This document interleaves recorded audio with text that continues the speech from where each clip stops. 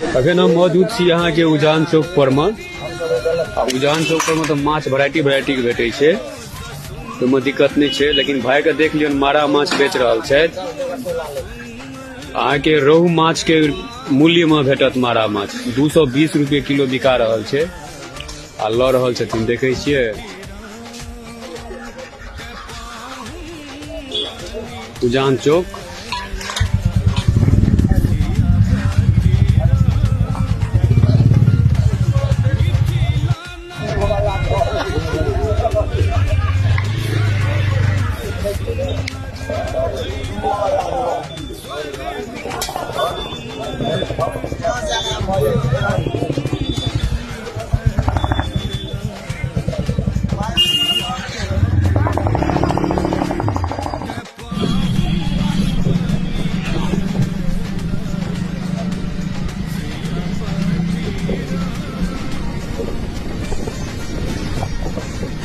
उजान जे से बहुत कम समय में